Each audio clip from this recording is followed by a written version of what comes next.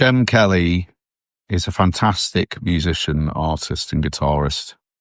I've known him nearly 40 years. I've written songs with him. I've shared the stage with him. But I've also been a fan of his music long before I met him back in the 80s. He's a very individual guitarist who has his own style, and that's a very rare thing in music. There's plenty of people who try to sound like Jem Kelly. There is only one Jem Kelly.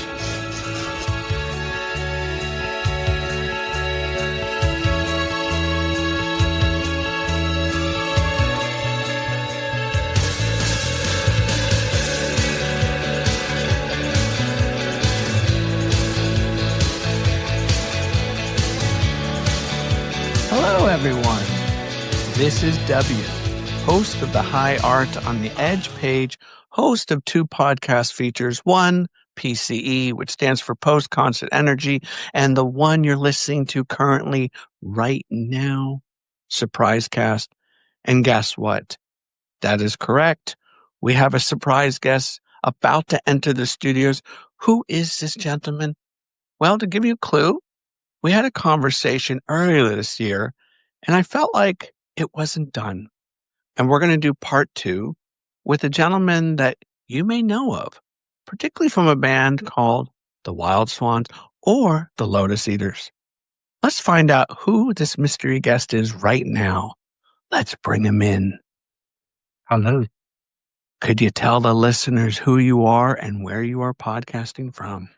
Yeah, sure. Well, my name is Jem Kelly, birth name Jeremy, musical adage Jerry Kelly, much to my bemusement at the time. But it was a post-punk era, so therefore we had to go with the flow. And the person who named me thus was a little bit older than I was, so I even more so had to go with the flow. And I'm based in Brighton right now, where it's a very sunny August afternoon. It's blustery, but there have been the first signs of the inclement season approaching, autumn, because we've had torrential rain.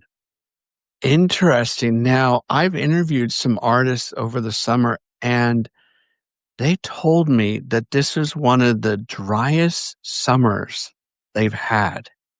Yeah? Yeah, that's right. Last summer was dry also, and fires had broken out spontaneously in the local parks and whatnot of London and the south. The southeast seems to have a much warmer microclimate than the northwest of the UK, which is where I'm originally from. And whilst it's a good thing generally because it's nice to have a clear definition of the seasons and to get a bit of warmth in your bones, you know, it's moving towards uncomfortable at times. And by that, I mean pushing up to 28 degrees, which if you're from Spain or anywhere in the southern region of Europe or southern hemisphere or close to the equator is nothing. But to us, yeah, it's been unusually warm. Okay, so we go from weather, but I do want to ask you this, because you had mentioned your son. Yes. I am fascinated to discuss with artists about the relationship they have with their children and whatever they feel comfortable in sharing. But I want to know from you, Jem, how do you see fatherhood in terms of your connection with your son? How has it evolved over time? Where do you feel like you've gotten better as a father? Anything you want to share? Yeah, okay. So the act of parenting, in a way, is the big wake-up call, which kind of makes you realize you're not the most important person on the planet, and therefore you have to make sacrifices. And the level of sacrifice to be made, if you're an artistic person, can be quite extreme and almost all-encompassing. What the most difficult thing, of course, which probably anyone who's got a child knows, is to show rather than tell. the child. So it's the same as, when you're a teacher, much better to elicit a response based on the interest. And I think we spoke in our last interview about how my father bought a 3/4 scale guitar and started, to try and play it with the door closed. So, that is a really great example. Maybe he was just doing it for his own self gratification, but it got me interested in guitar. With my son, I introduced him to guitar from about 18 months old. Well, I mean, guitars were always around the place, so we'd always just go in. I'm not one of those people who'd say, "Don't touch the guitar. They can do anything. I don't care. The guitar's there to be destroyed if you want to. It's just an instrument." So, but he's kind of, he surprised me the other day because he played almost note perfect a song by the Wild Swans Mark One called "Enchanted," which is a finger picking thing, and he's got that down now. He's only 16, but he doesn't have, I'd say, a passion for the music. So he's not driven to do music, but he can play. So at least that's something that is there for him to pick up if he ever wants to. I think in terms of, you get to a certain stage where children are very sweet and you can advise them and they follow the advice. You've got to be able to justify, I think, the advice that you give to children. But then the teenage years, again, as any parent who has a teenager will tell you, are fraught with tension, potential pitfalls. So you have to be very pragmatic and know when to stop. And, so with that, I mean, I will be honest, I find that difficult sometimes because sometimes I'm a bit like a dog with a bone. You can't get. We went away, what we call glamping, to a beautiful place in Hampshire where we've been going now for the last 10 years with our friends Neil, Kelly, and Ben. And Ben is the same age as Raphael, and they've got this dog called Bonnie, and Bonnie was bringing me Raphael's cat because it knows how much I'm connected with my son. It could smell the DNA on my son's cap. So it was so there is a bond which even animals, are aware of. And I guess, there's an element of sacrifice there where you just have to think, well, I don't really, I do matter. Obviously, everybody does, but you have to give the leeway to the child when they need you. You have to be there. And how do you know where that line is? Is that something he shares with you, or is that something like a dog you can sense? Yeah, that is interesting. I think you can sense when to give things a rest. So, for example, with my son's running, under 13, he was the champion of Sussex. Nobody could get near to where he is. And that was just, wow. We didn't expect him to be that good that quickly. But I think the cycling had helped build his core strength and stuff. And then he got injured and, he's had a long and laborious comeback. And he's just recently changed his coach from someone who was, well, a lovely person, essentially, the coach, but never really sat down with Raphael and talked to him about, what his aims and objectives were and what races he's planning to enter and stuff like this, you see. So my cousin, who is also a little bit unfiltered, but he's a very good running coach. He's retired now. He's 9 years older than me.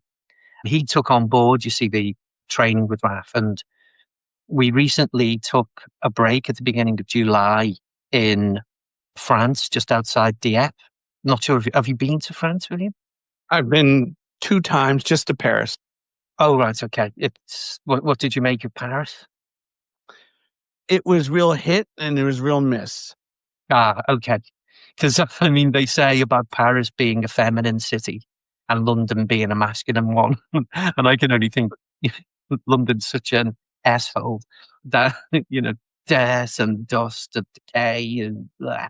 Whereas Paris is not too bad. But actually, out in the sticks, which is where we stayed, we were able to go away this year before the schools took a break, and that meant we could get preferential rates for travel and also accommodation. So for the price of like one of the chains you could think of, HI. I could say Holiday Inn, couldn't I? But for the price of a Holiday Inn room, well, less, we were able to hire out the wing of a chateau. So that's what we did. I just found this place. It looked incredible, and it was incredible. And when we got there, we were the only guests. And the Chatelaine Veronique said, "Oh, this is your place, but because you've asked for a twin room, I've opened this one down here, but the apartment is down here." So we had this entire wing to walk around in the chateau, and for 12 nights, it was our place. Anyway, back to the point, because there is one.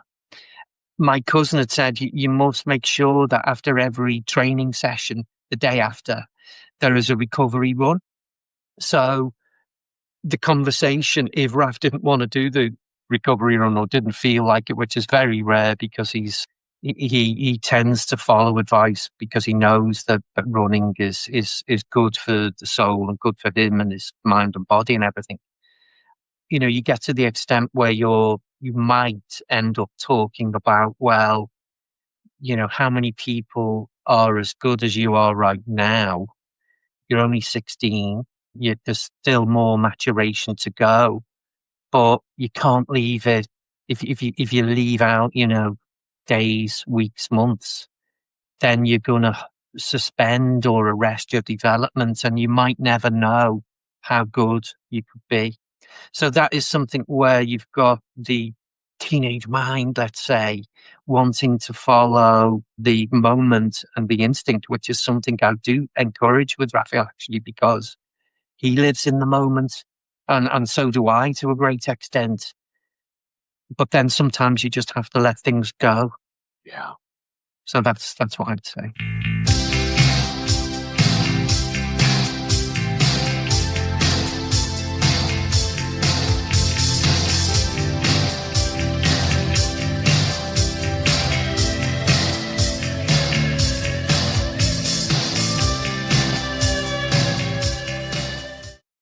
Okay, so in our first interview, you spoke very highly of your father and the things that he'd kind of passed down that you cherish and respect and love and admire.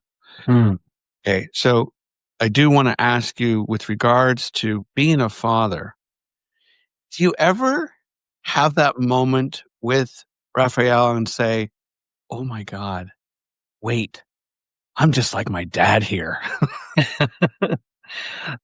In some respects, I'd say that's the case. Yeah, I mean, it's really interesting because almost from the time Raphael could speak, we've been thinking about certain traits that manifest in Raphael and in me that we've inherited, you see, from our parents. And my father had a quick temper, but then he'd forget about it moments later because it was just something where pressure would build.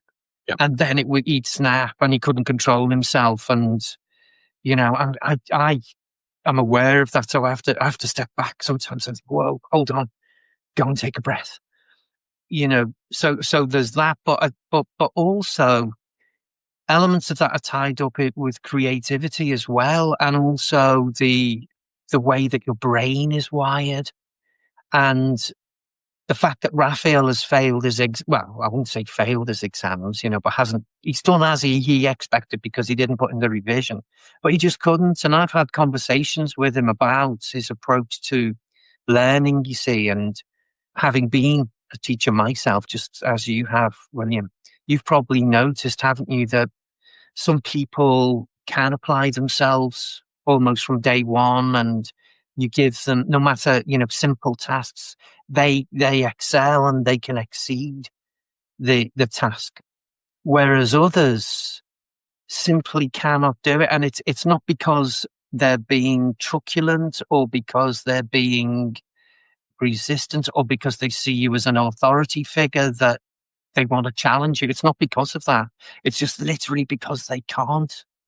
And I have that in me, you see, and that's why I had to go back to university and then carry on until I got a PhD, because I needed to know whether I was an idiot. And maybe, maybe just having all those qualifications proves that I am, because why do you need validation by institutions? So I think with that kind of looking back at myself, I just wasn't able to sit still. And the same with Raphael, it was just too much information coming at him. But he's a very sensitive person who's sensitive to a wide scope and range of things. And plus he's very sensitive to how other people feel and wants to, relate in that way. So he's got an emotional intelligence, which, is advanced for his years. And this is what, I feel sad about, obviously, is that the education system is set up to cater for a kind of, a mean average. And that's why some people, can easily cope with that because they're above average in that way the system is organized. But then think about all the people who fall through the gaps. Yeah. And I think it might have been George Orwell who once spoke about the tragedy of the working classes, and maybe he meant those people who couldn't apply themselves. And so therefore they got ensnared, if you like, within an occupation, within a way to be. And then they only awoke, shall we say, later on when it was too late to make a change.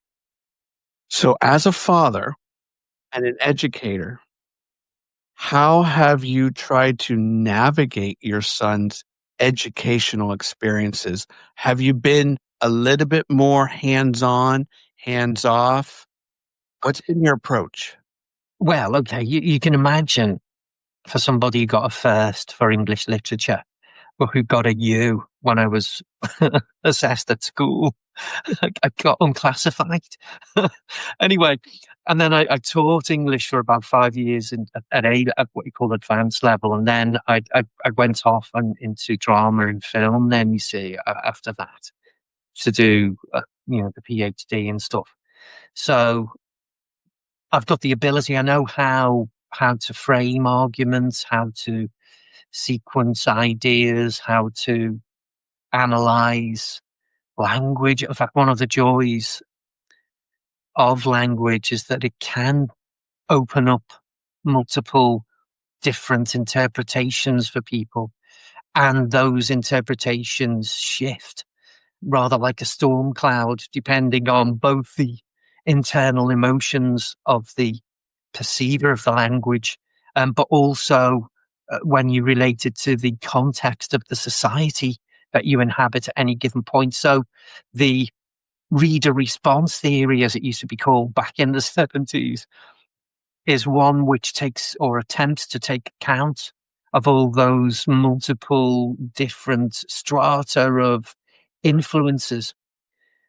But despite all of that, there is a way, you see, that you can frame arguments and the known arguments. And this is what those books that in the UK, I'm sure in the States as well, there are certain books you can buy that will instruct you how to read poems, plays, novels, and they give you ready-mades, that you can literally just learn by rote and probably do very well.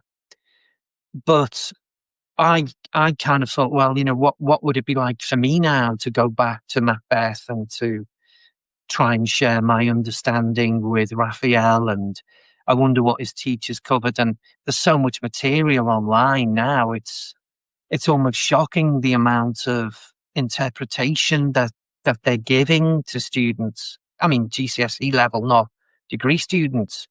So I thought, well, what does Raphael think about this? And I very quickly decided not to go down that route because it was making him feel inadequate and as though, he didn't have ownership. So I just let him explore the text. But, for some students, my son included, Shakespearean verse, although couched in rhyming couplets, remains couplets of chaos, for that brain. So I just had to stand back and lead it and allow him to learn through failing. And, failure is a fundamental part of the learning process. It absolutely is. And being an educator, what is failure? Well, to me, failure is not that which is measured by institutions. So, for example, right the way from the earliest points of assessment all the way through to degree, you have aims, objectives for particular courses of study, which are either met or they're not. And, at university level, if you're, I thought, well, it's going to be great when I become a lecturer. I'm going to be able to write my own modules. I'm going to be able to, open things up a little. And especially with the performing arts where there are practical elements. So the practical elements, you see, of drama are such that you can actually get the students to create amazing work of their own. And so therefore, depending on how it is perceived by the examiner and what the student's intentions may or may not have been, they can produce something which is original every time. And that's what blew me away with drama, you see, because when you're making devised theatre work, you're working from scratch each and every time. You might be drawing on bodies and of knowledge and processes, but there is no single answer at all. But even for the written components, because with the practical work, often there is a written component as well. You have then, and as well for the practice, you have these, the matrices of, excellent, very good, satisfactory, unsatisfactory, fail. And so therefore, in answer to your question, from an institutional perspective, failure can mean not, examiners not agreeing that you have met these certain levels of aims and outcomes with the work that you produce. That's say for practical work. But through that process of failure, you might learn something new and groundbreaking.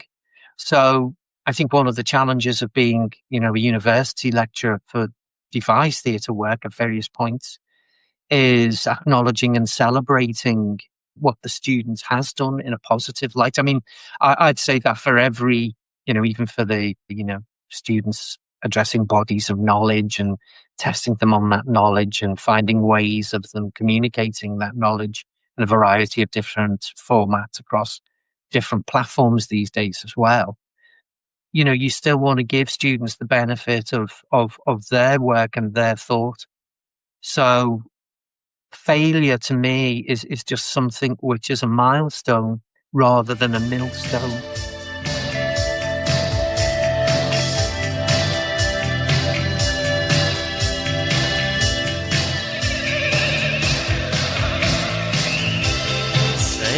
Save me from myself. I've grown so tired of the cringing world. That's okay.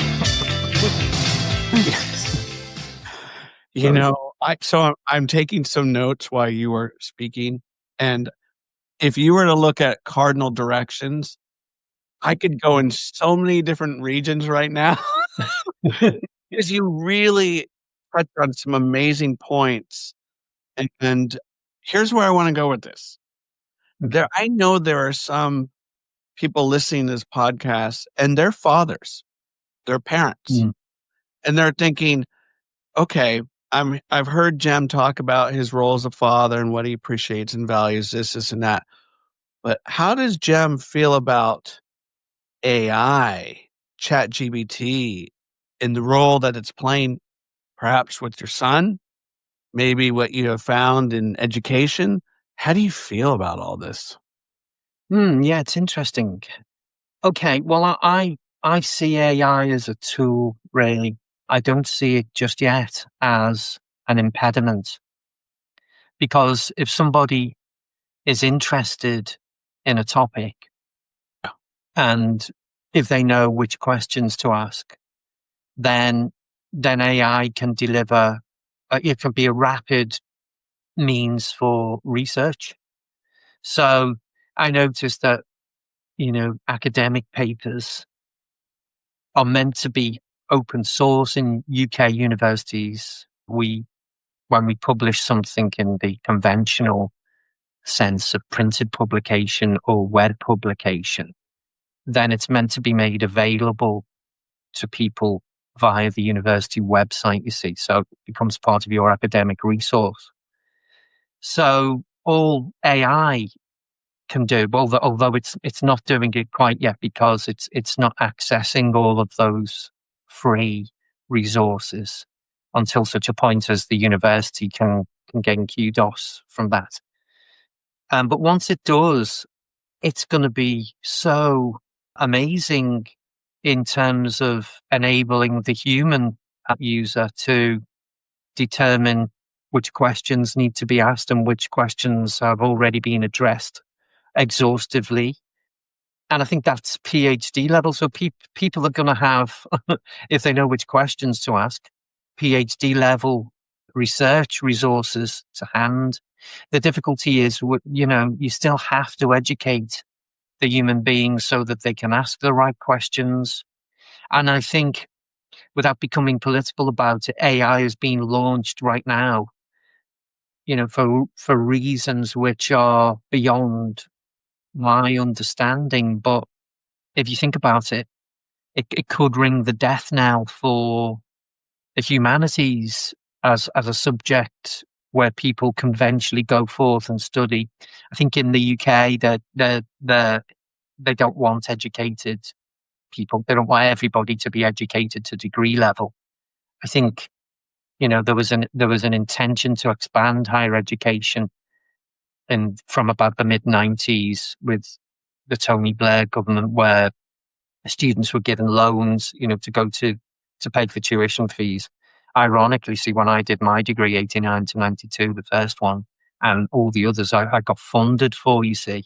And even back in 89, you would be given a grant to live on, because they didn't expect you to have to go out to work and earn money when you're trying to study. Why would they?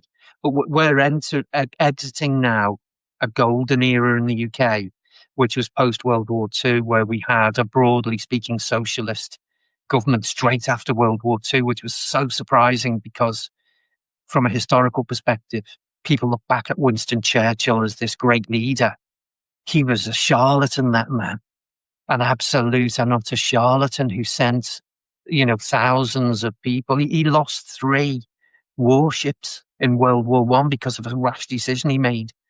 But he had a nice rhetoric and he pulled things together. But straight after, the country voted to get rid of him, straight after the war. So if he was that brilliant and the people loved him so much, why did they get rid of him and get a socialist government? And the reason they did is because they'd never had it so bad when they went to war. And this is my fear, you see, as a parent. And this is why one has to be at least aware politically and realize that pretty much every human activity is imbued with political undercurrents. Yeah. Right now, there's an inverted commas war in Europe. The UK is giving £13 billion to the Ukraine to fight a war. And the Ukraine is not actually part of the European Union, and nor is the UK. And I'm thinking, well, we've got homeless people on the streets in the UK. We've got people who are working who need to use food banks. We've got doctors who are being paid the same wage as cleaners because the Labour government, which is meant to be a socialist government, wants to privatise the NHS, just like you have a private healthcare in the United States. They want to go across we've got someone in the Labour government who is being funded and bankrolled by private enterprise from America to privatise the NHS. And ordinary everyday people in the UK are being fed a narrative about immigration and boat people. So the non-thing. This is where education is really important, because if you're educated, you can see through the propaganda. And there is no way you say, I want my son to go and fight a meaningless war for American corporations who want the mineral rights to Ukrainian soil because there's lithium in there. I don't want my son to go and fight against Russia. Russia's not going to invade the UK. So the reason why AI at this point is so maybe, if kids are using AI, it becomes a little bit easier, doesn't it? Because, they could say, please, can you write me an essay about Lady Macbeth? Can you do it from the perspective of a 16-year-old, please? Yeah. And then they get an essay and then they can kind of, either copy it and rewrite it or just submit that. Then they're not thinking critically, are they? They're just using the device. And that's the danger. And that's what I foresee as a parent. You really have to be careful, because we're not living in a cozy ecology anymore, let alone, worldwide. We know what's happening. There's something unmentionable happening, and it's being allowed to happen. And this is something which I fear for, you see. But the teenage mind doesn't really go there. It's not interested with things such as that, which I feel to be a great pity. And as far as AI goes, I think it's a spare to creativity.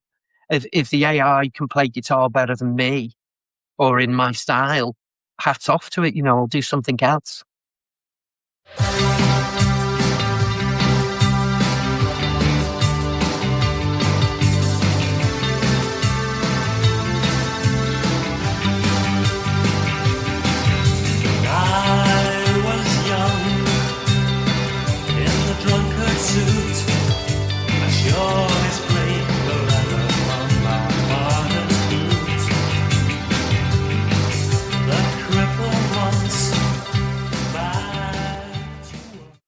Wow. Okay. So with that strong belief that you have, and I love the thought behind it, as a musician that you are and have been for so many years, Jem, I'm sure you've heard from other musicians, AI is destroying creativity. It is taking over this human function of devising music or any form of art. Okay, well, the reason why I would say no, just let's stick with one art form, which is music. In the late 1980s, the birth of rave. Mm-hmm.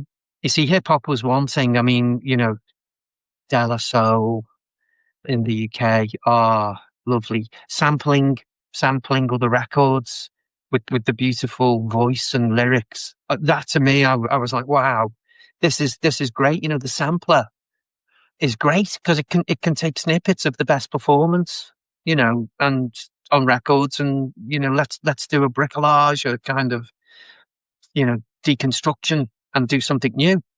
But at the same time, their DJ manifested as an entity. And for me, as a musician, I was thinking, is this fair? Because all they're really doing is playing records that other people have made, but they're raking it in. There was somebody in the UK called Jeremy Healy, and he made an absolute mint out of being a DJ. But he was in a band. I don't know, what were they called? I don't think they ever made it to America, but they had a record in the UK called John Wayne is Big Leggy. Right. And I was like, what is this? John Wayne is Big Leggy. I just forget the name of what they call themselves. But I went on to this kind of, the London bus, the red London bus, the old fashioned one. In Manchester, they had this open top bus, you see, with the top deck. And we got driven to this live radio show and had to get in at the back, the emergency exit, because it was surrounded by teenagers, about 3,000 or 4,000. And we're like, is this safe? And we went on top deck of the bus. And so I went up to this guy from, the band called Jeremy Healy and to have a chat, with him. And he had a very beautiful woman who was singing, who was going, yeah, Big Leggy, that kind of thing. and tried to engage them in a conversation. They just, ignored me. Who's this? Who's this fool coming to talk to us? And I was like, bloody hell, they think a lot of themselves, don't they? Anyway, years later, he became a very, very successful DJ, just playing other people's records at the raves and whatnot, and going out to Spain and doing all of that stuff. And that was a side of musical culture, which I never really got into or understood, even though I love, dance music and stuff.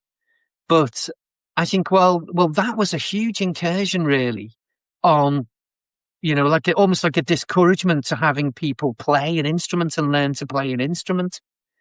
And I think, well, AI is just another one of those, if you like. But I think hats off to anyone who can use AI. I mean, if you, any music software now, the digital audio workstations, the whole gamut, I've experienced many of them, Cubase, Logic Pro, they all come stacked with samples of stuff. So you can create stuff, really, really quickly. Yes. So AI is just another, you can do it even faster, but what are you doing? And you realize, you see, when you get the AI responses, if it's a written response written in English, you can pretty quickly suss out that it's AI because it's lacking that something. Now, can you imagine how many people, William, love music? And I mean really love music. Many. Many. And then how many of those take the step to playing an instrument? Many. And then how many or how few of them actually manage to break through and do something notable? It's minuscule, really, if you think about it. And I've often thought about this. Have you heard of Lawrence from Felt? Yes. Yeah. Yeah. Okay. So back to the Wild Swans. The never-ending search for members of the Wild Swans, who never quite made it. This was just on a visual level. Never mind the music. I was trying to listen to what they were doing musically and judge them by that. But now Paul was adamant, we can't have someone looking like this in the band, even though they were great people, for the most part. Anyway, there was a guy there called Mick Lloyd who came from Wolverhampton, and he played with Felt, you see. So I thought, Felt, yeah, I've heard them being played on John Peel, and I bought an album, that he was on. I just forget the title now, but there was a great lyric that Lawrence had written, and it goes, I was heading north on a plane that was heading south. That kind of thing. 7 sisters on their way from Avalon. And I really got into that album, for about 6 months. And then recently, there's a biography of Lawrence that's being brought out. And I just so happened to see it come up on one of the streaming platforms associated with Amazon. And I had a spare credit, so I thought, I'll get that, and have a listen. And when I was listening to it, he sounded a bit like Paul, actually, Simpson from the Wild Swans in some of his views, because he had a very particular way that the band needed to look and a very particular way that, people had to be and stuff. And whilst I appreciate that, because, I was part of all of that thing, you've got to look cool, you've got to wear this kind of, it's just a way of adding a little nuance to what you're doing. But for me, it was always the music, you see, that was paramount. And it may surprise you to learn, William, that I am much less of a music fan than most people.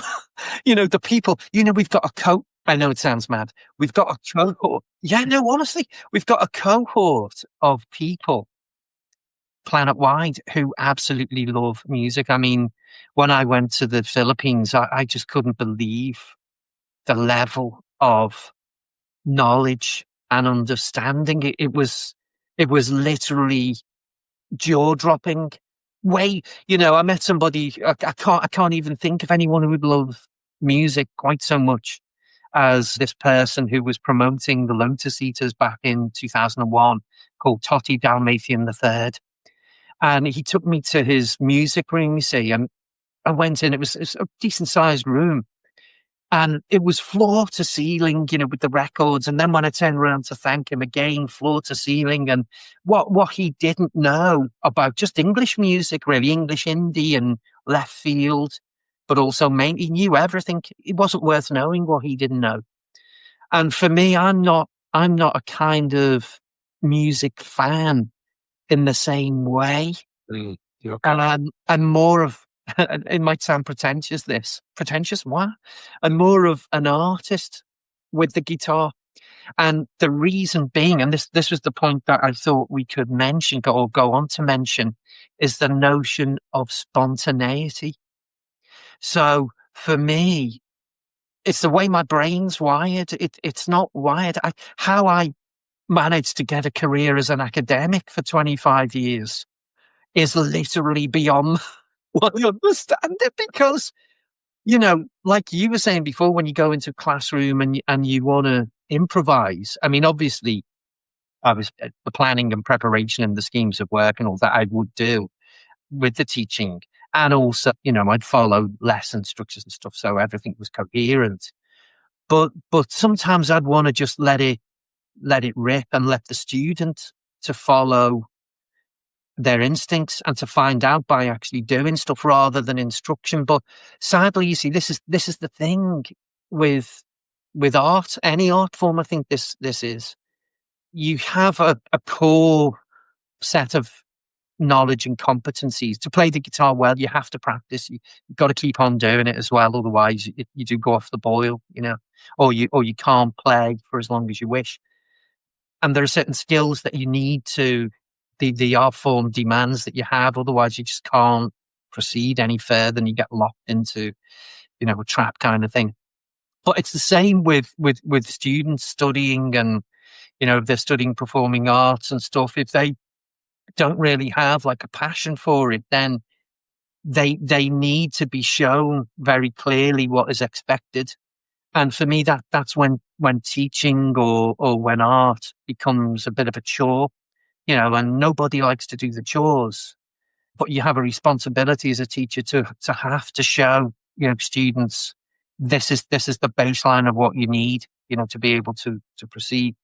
Now, when it comes to music, you see, Lawrence, and this is why I mentioned Lawrence, because he made a really great comment. He said the trouble with English indie is that they followed Lou Reed and the Velvet Underground. And he said, well, what I interpreted from that is that, the Velvet Underground was groundbreaking, but they were closer to being artists. Like the way I see myself, you see, I kind of think, well, what is the point of learning how to play what other people do, or how to, do something that's generic sounding, or when I'm composing something on the guitar, is this just sounding just hackneyed and ordinary and insignificant, and just ditch it and move on to something else? I've tried to get into, there's a sound design guitarist. So he's not a guitarist. He doesn't play in a similar way to me, but if I just go to my library, because you were asking me about what I was listening to. Yeah. And library. It's just updating.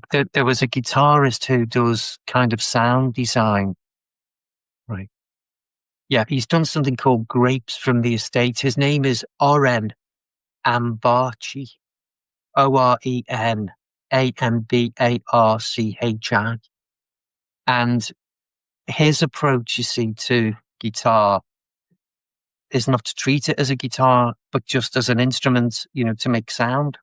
And that to me is, I'd rather listen to that than something, well, poor old Lawrence, you see, he had the chance for success. He is a big music fan, Lawrence, so respect to him for that.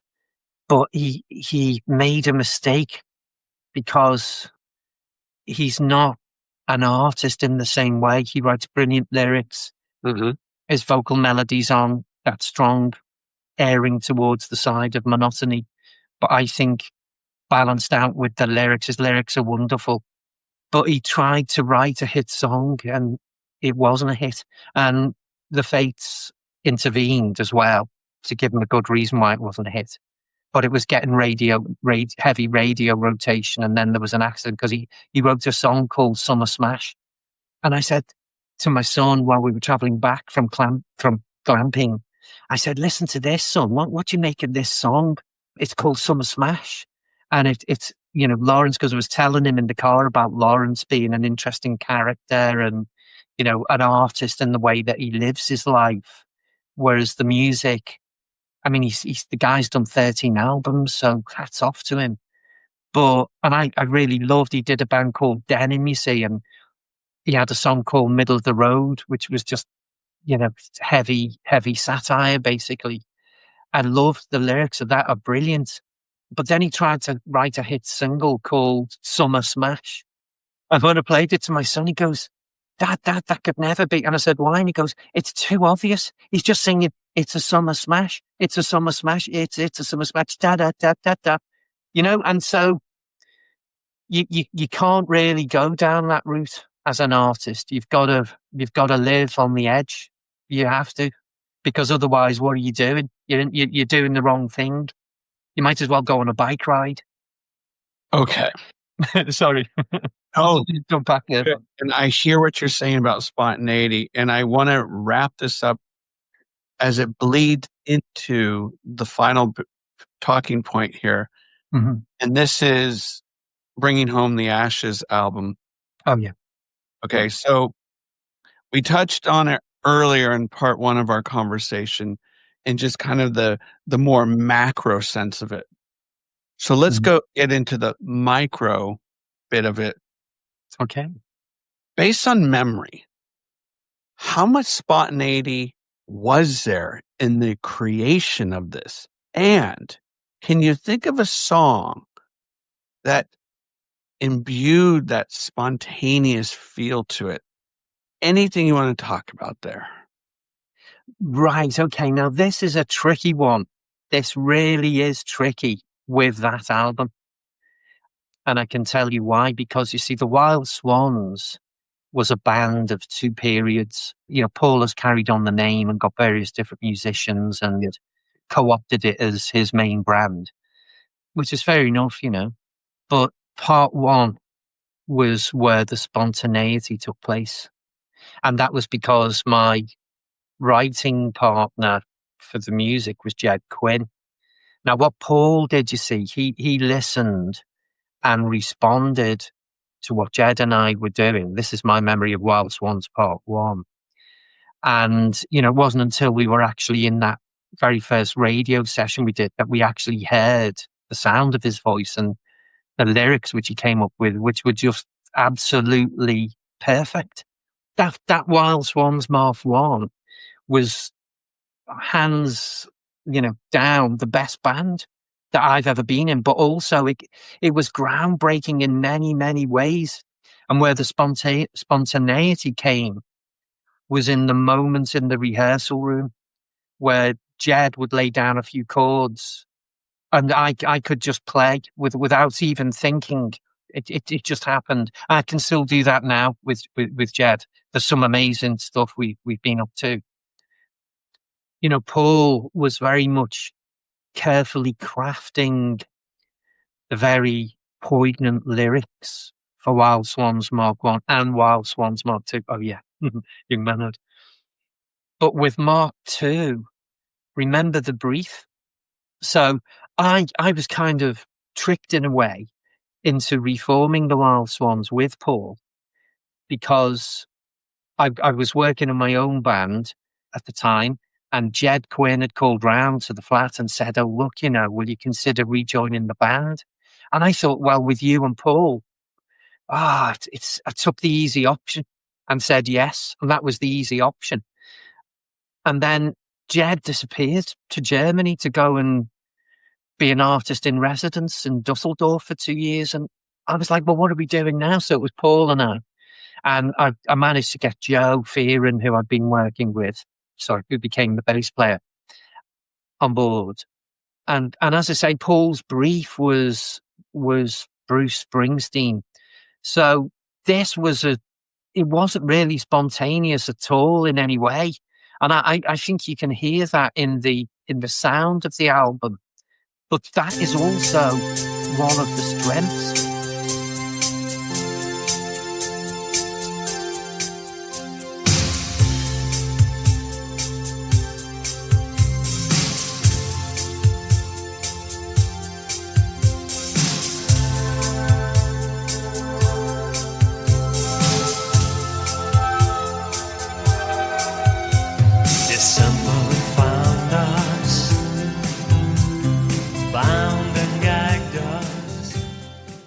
So I went down this route, which I thought was like, kind of like blocky and kind of rhythm-driven route. And let's find some great melodies to go alongside that and make this sound like a working man who's got a job to do. That kind of, like in Northern England, for example, one of my favorite songs, it goes like, they're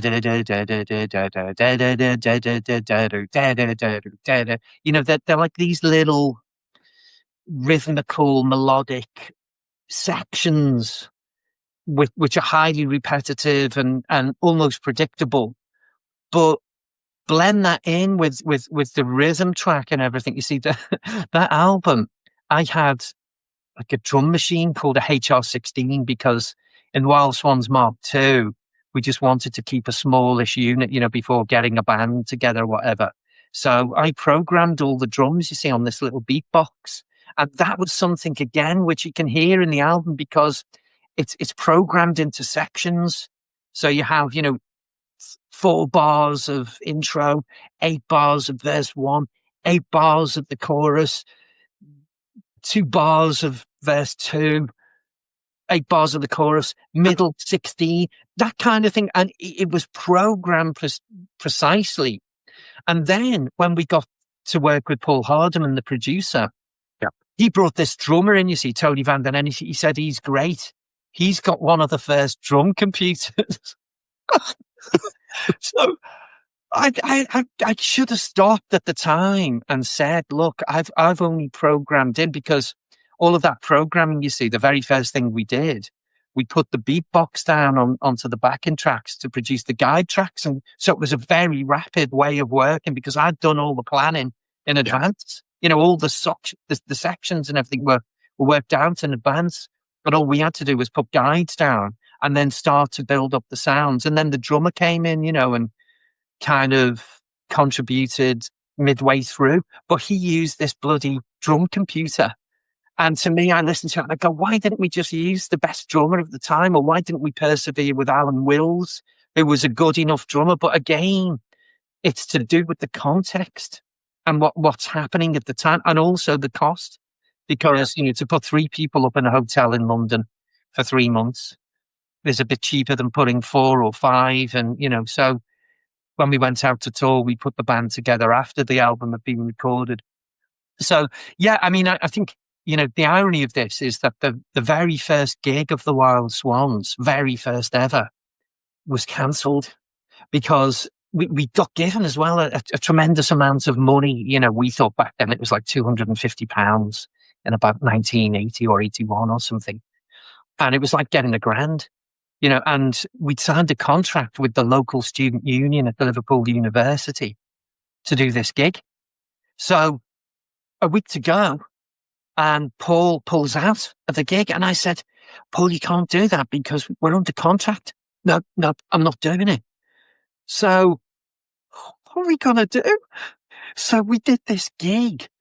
And Dave Palmer, also known as Yorkie, who went on to co-produce Space. And he was a bass player as well. I was in the dance party with him, with Michael Head and stuff. He said, I'll come and do some vocals. And we'll have, I just forget who else was in the lineup, but the entire gig, it was like your worst nightmare come through. The entire gig was totally improvised. And I just stood and improvised for 45 minutes. We got rapturous applause. They just absolutely loved it. They couldn't believe it because it was totally unlike anything else. I was standing there. Can you imagine this? Full riding boots. The punch up was for the short back and sides. Riding jumpers. So from the 1950s, which were like had a kind of like, this where your hips are came out like that. Standing there getting feedback for like 5 minutes. Oh, jeez. Just channeling the feedback. And actually, Young Manhood, which is the single you just held up before to talk about, that opens with guitar feedback. And that became actually part of what I do. I'm exploring that a little bit more now. Alongside the finger picking, I'm moving back into electric guitar now, and I've got a wonderful device called an EBO, which just gives you like a feedback, or it makes your guitar sound like a cello and stuff. So I'm exploring with that again now. But that is something, the very first Wild Swans gig, which had to be done, but was done without Paul. And Jed just stayed in Oxford because he knew the gig wasn't happening. He was at uni. So yeah, we did it. And that was spontaneous. See, this is incredible because I know there are people listening going, okay, I didn't know that story existed. Great. Sharing these little nuggets. Like, I'm sure you've heard, Jem, Young Manhood, Bible Dreams, Whirlpool Heart. On this album, regardless of that sound that you were referring to, Mm-hmm. you must know this album is a treasure for so many people, and speaker included right now. Yeah. It takes them back to obviously fond memories, whatever they were doing in their lives. But if you had a real drummer at that time and them in, who knows what it was sounding like? But to the average music listener and people that just love new wave and post punk and all that, this fucking album, it's never going away. It is never going away.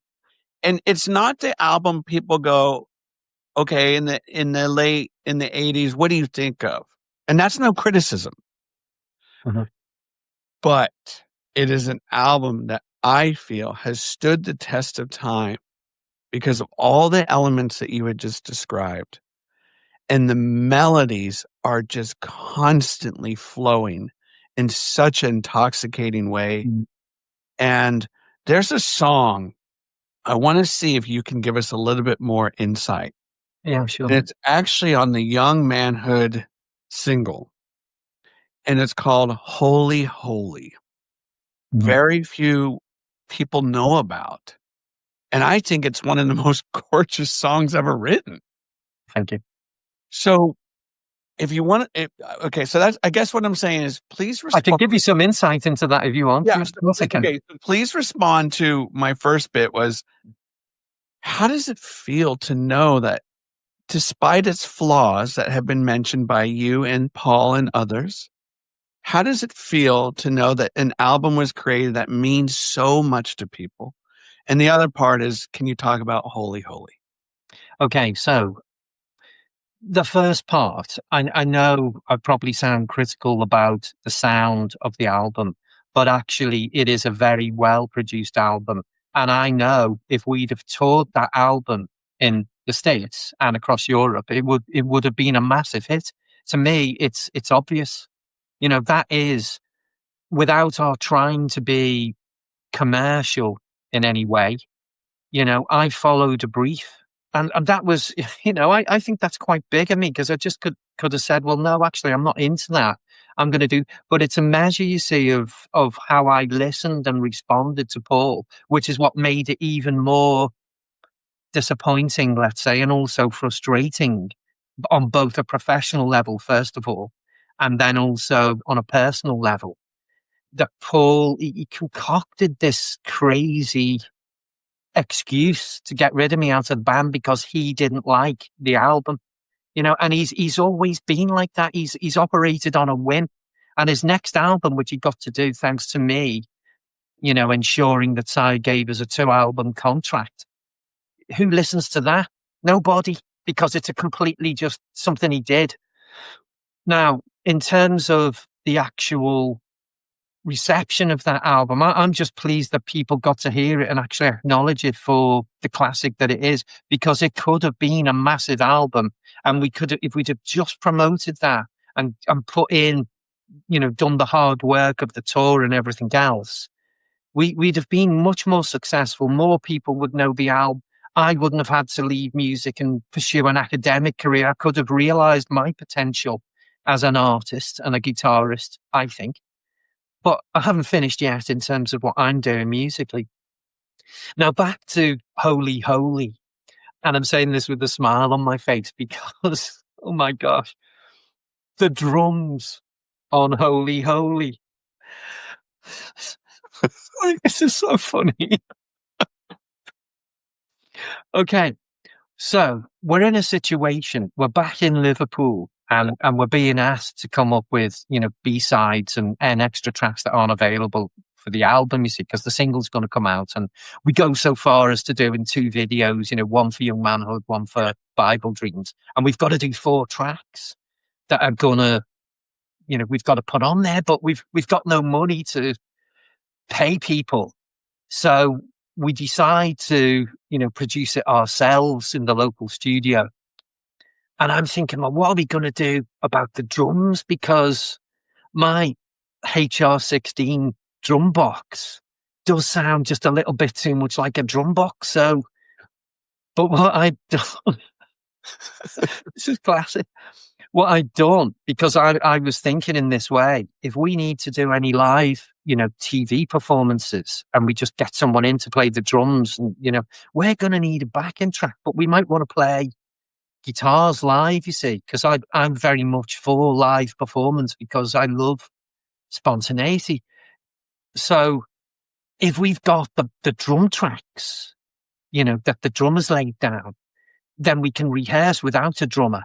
And then when we go on tour, we can just have 3 weeks with a drummer, and we've got all the drum tracks there for them to listen to, which are the drum tracks that the drummer laid down for Bringing Home the Ashes. So I was thinking, well, we haven't got a drummer that can get anywhere close to that kind of sound. What happens if we actually use the recorded drum track for one of those songs and slow it down or speed it up? And so that is why the drum sound on Holy Holy sounds so trashy, but it sounds really great. I listened to that actually in the car a couple of years ago when I was up on Merseyside. I was like, Holy Holy, how does that one go? Let's listen to this. I was driving back to Brighton, and I remembered about that, how the drums came about, you see. So it's got that really, really trashy sound to it. And again, it's got the kind of feedback guitar and very, very simple, powerful bass. Paul singing the lyrics infused with, spirituality and stuff. And it was rough and ready, but I think it worked. And sometimes, you can do things and it only takes a couple of hours to write it, and it just works. And I think that's one of those.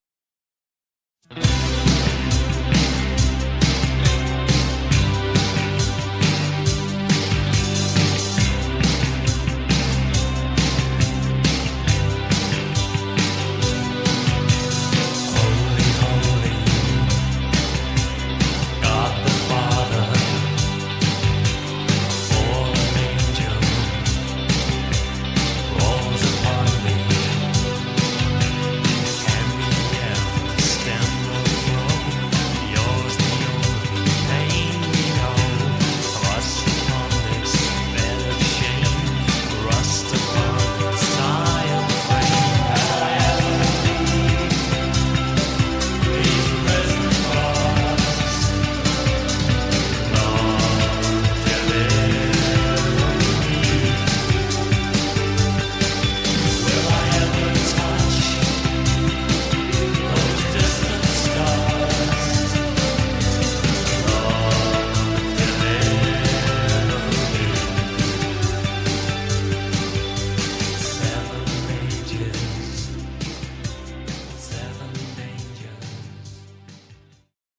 Does that make sense?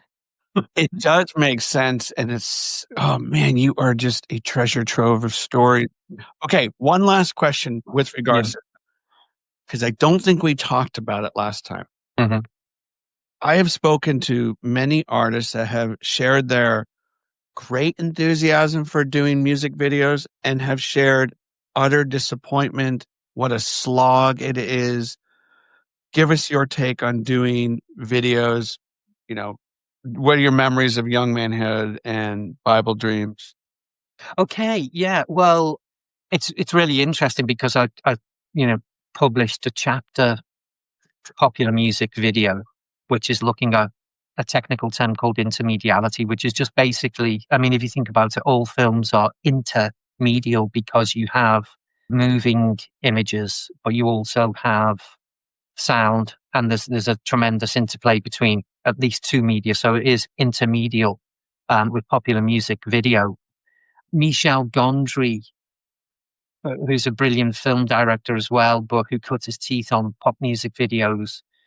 The one I absolutely love and which I wrote about was Bachelorette with Bjork.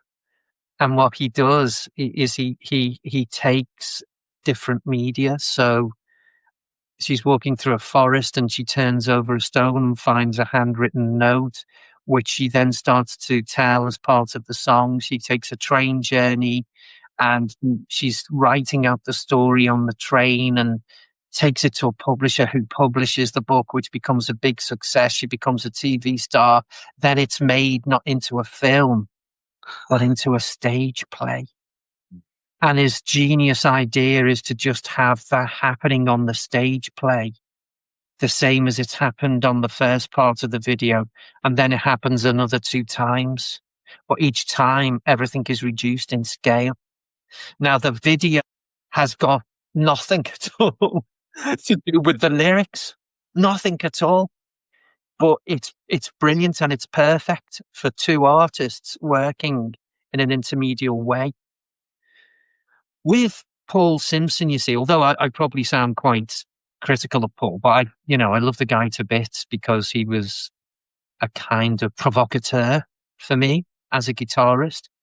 He knew that I had the raw talent, if you like, but I was on a different planet really because I wasn't listening to the music of the time, even though I was going to Eric's and listening to that music. And yeah, I was listening to Joy Division and a pop group and people like this and bought the records, but it would never occur to me to try and play in the same way because the whole thing about punk was to be different, wasn't it? That's what I thought at the time. But Paul, you see, is also an incredible visual artist. And if you look, he brings out every now and then, he's brought something out called the Dream Diaries.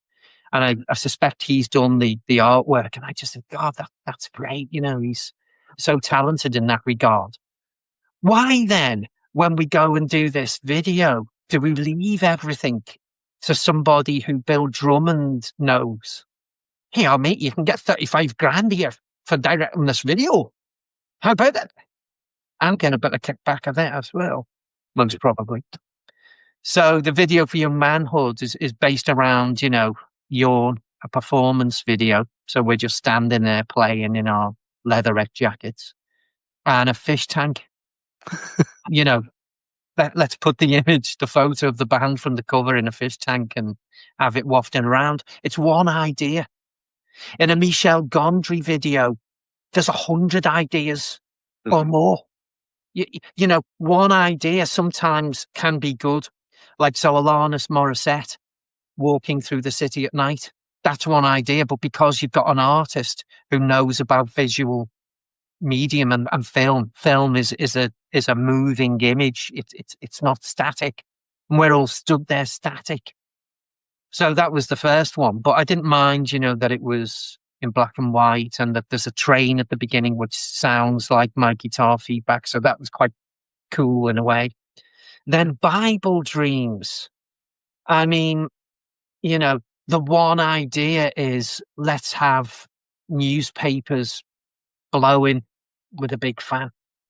I mean, I don't see how this sits in, you see, with Paul's concept of art, but he, at that time, maybe in his development, his artistic development, he wasn't able to, to cross media in that way, you see. And there's a terrible presumption with naive people, as we were then. This is the old William Blake songs of innocence and experience. With innocence can come amazing things.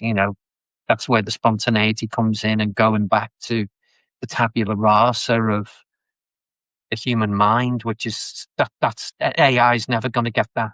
Maybe not even in a million years.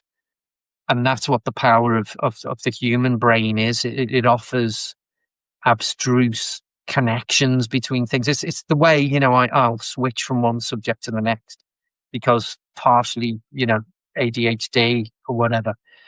But I'm pretty sure now, Paul could, if he applied himself, he could produce a video. And that's what I'm doing now. For a number of years, actually, I've been making short videos that can accompany guitar passages. And for me, the easy route, without going down the Hollywood narrative mode or the Eisenstein montage mode, where everything has to be very carefully planned, is to move through nature and just have the camera moving through nature. And to that end, a decade ago, I bought a video camera, and I've been, curating images and finding ways to create and curate images, which I see as the phenomenological approach. Phenomenology we spoke about last time. Yes. And it's about the sensate human being and how, maybe music can intersect with the rhythms of nature, which are all around us. Everything is rhythmical. Everything is musical. This is why people absolutely love music. It's not just people, animals. There's some video I saw the other day on TikTok. This is why TikTok is actually brilliant for filmmakers, because you just have everybody going and filming stuff and filming things which they think are going to be interesting and, moving things. And there's a woman who sat there, on the grass playing the guitar, and a cow is in ecstasy and rapture because of the music. So, it's like birdsong. Birdsong itself is we find it hard to dissociate birdsong from nature in a way. And if you ever go out to the countryside and there's a skylark, which abound on the South Downs near where I live, then you have this tiny embodied instrument of melody chirping away up on high. So you've got the auditory space, the volume of space, and that kind of emptiness, and just that melody reaching to you when you're on top of the South Downs, taking it all in. So I think errors were made with the video because we placed our trust, because we were naive. We placed our trust in people we thought we could trust, like Bill Drummond, probably a lovely guy. Don't know him very well. He's a big friend of Paul's, but my beef with him is that he got us to sign a publishing deal, for a volume of time, which took away, percentage of my songwriting for the next 3 or 4 years, which included stuff he wasn't involved with. And he might just say, "Oh, it's just a business." But you quit worrying about it. You got in, didn't you? But for me, I'm more of a socialist in my approach. So I think if people work with you and if they contribute, then they deserve, payment. But what did Bill Drummond do? Nobody sat down with us and said, "By the way, you're about to sign a contract. This is what the contract means." He sent his secretary to the nightclub where Echo and the Bunnymen were playing that night, and we were there on the guest list and being taken out on the town. And by Pam, not him. And she got us to sign a publishing contract in a nightclub. If somebody did that to my son as a father, how do you think I would feel? Wow. And how that completely completes the circle there. Yes, I think it does. So, yeah. Okay. I'm going to wrap it up just with this, because again, I know there are people listening and they certainly respect what you're saying, and I understand what you're saying. And it's so funny how music videos too, for people, Mhm. have really opened the doors to learning more about a genre of music or historical part of music. But I will say, with Young Manhood and Bible Dreams, particularly Young Manhood, that was a video I happened to record after school Mm. on this program we had in the Bay Area. And after I'd recorded it, I remember calling Live 105, our San Francisco Bay Area station. Mhm. There's a gentleman by the name of Steve Masters who exposed listeners to wild swans, chameleons, all that stuff. Oh, great. And I kept saying, can you please play Young Manhood, Young Man? And he was a champion of it. And he was a champion of that video. And Oh, it's interesting hearing your side, which makes complete sense. And then I know people are listening going, but that video changed. I look at things and I remember Bible Dreams at the swirling camera work and the amazing haircuts all of you guys had. And I was remembering, shit, I want to do that. I want to be like that. So I know I'm getting a little fanboyish, but you know what? mm. It's a snapshot of time, right? Yeah, exactly. And at the time, I don't think at the time we were thinking negatively about it. That's just me now, Yeah, probably yeah, from my perspective, knowing what I know about sure. moving image culture and all of that. At the time, it was a field that nobody had given that much thought to. So yeah, I mean, we were happy at the time. I still think with Bible Dreams, just having all of that stuff blasting at us. you know, assistants that they had massive fans with assistants throwing the papers that got stuck on us. Yeah. So good. Okay, so what's coming down the line for you for the rest of the year? Anything you want to share or anything happening in 2026 that you want to offer up? Yeah. Yeah. Okay. So let me just think about this. I'm going to do some songwriting with an artist called Michelle Parry, who is from the United States. Ah, And that's coming up next month, actually. mm, I have had a collaboration with my good friend Tom Hinkley, where we were going to go to Europe and do a little mini tour. yeah. And we had 3 sessions, and the music was sounding very good. Mm. But we decided now is not the right time.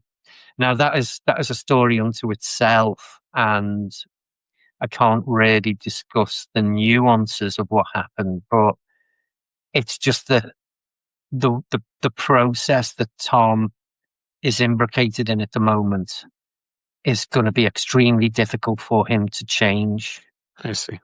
owing to economic factors and stuff. And this is a kind of insight as well, you see, to the creative processes with the Wild Swans and also the Lotus Eaters prior to that and after the initial is this collaboration, you see. So with Paul Simpson, there's always been discussion about ideas. And that to me, because I enjoy, you see, sounding off to you, you're asking me questions which I can respond to, and it's interesting for me to hear your perspectives as well on things. And that kind of dialogue is essential. And if you don't allow time for that dialogue, it can't develop in the very best way possible. Now, just cutting back into good old Lawrence from Felt, you see, and Denim, because Denim was I loved that single they did, Middle of the Road, but he wanted and craved for the dialogue as well, and very very rarely found it, and that is where Paul and I rubbed up against each other. You see, metaphorically speaking, of course, and with Jed. It's a dialogue of artists who've each got their very own modus operandum, each one. And the total way of working then becomes more complex than it's possible for one person. And, now Paul is, band leader, creator of the Wild Swans, which is fine. But, Jed and I have offered to him, look, we've written an album. We'd love for you to do the vocals. You'd be able to help shape this project, and it would be brilliant. But, I understand why he doesn't want to do it. That's fine. But you see, if you don't have the dialogue, it's almost impossible. Except, you see, when I'm just thinking about when I go down to see Jed, and I literally, I've got a lovely little computer here and, this monitor.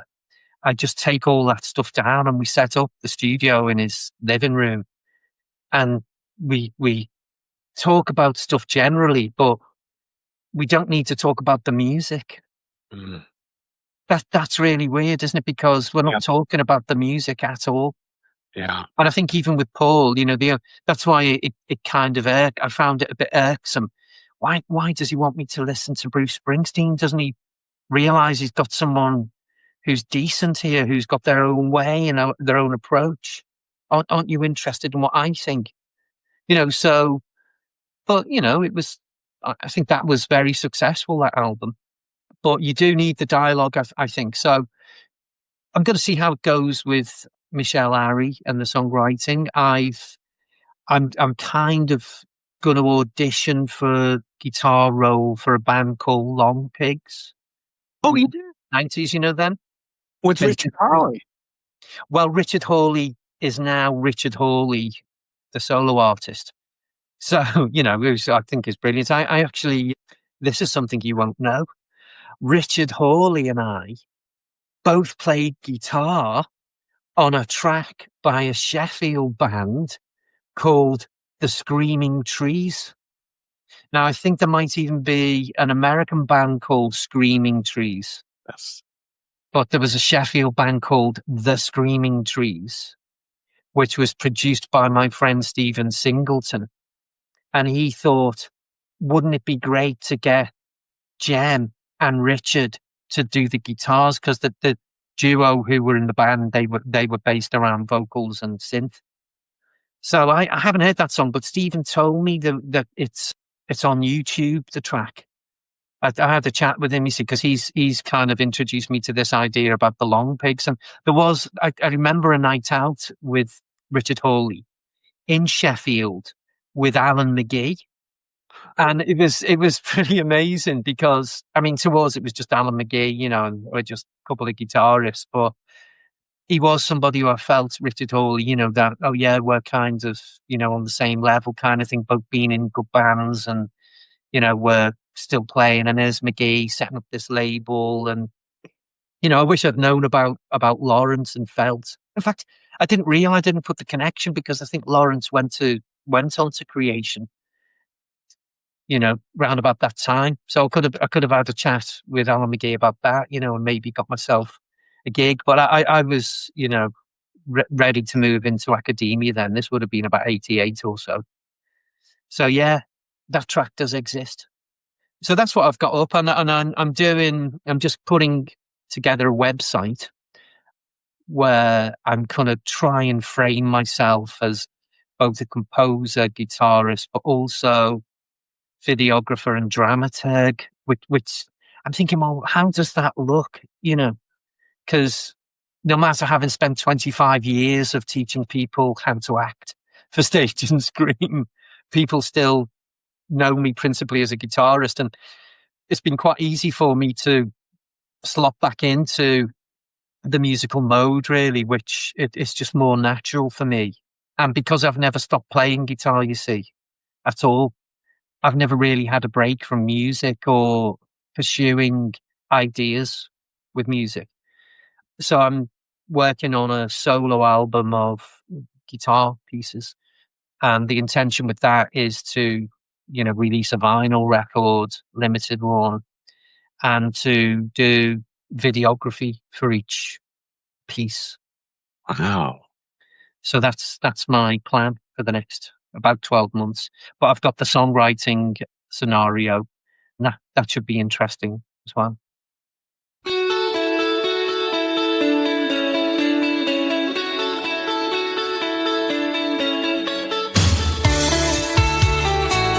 you're going to be a very busy man, my friend. Well, that sounds fantastic. And you know what? Hats off to you for this a tracing back of the past, and also just talking about the present and going forward. I appreciate your time, your extremely articulated insight. And that's something I notice about you and Paul, the reverence you have for language and the way you utilize language, the way that it comes across and manifests within conversations. It kind of leaves me wondering, like, Jesus. I mean, just you're so good with the spoken word, and so I just wanted to share that with you. Thank you. That's kind and good to know. Actually, I mean, this is just for your insight. This is helpful for me as well because, again, it's the spontaneity of the interview, and you know, I wrote some things down. We haven't covered any of those, so I feel it's much better to when you're eliciting, and that's. You are a good interviewer actually because and that's what it should be if you're a father, you see, it's just asking those right questions, and this is something which for me I always find it, you know, I've been threatening to write these ideas for a number of years now, and I keep on finding different modes and different styles. And I'm listening to biographies and autobiographies of people who've worked in music to see how they approach things.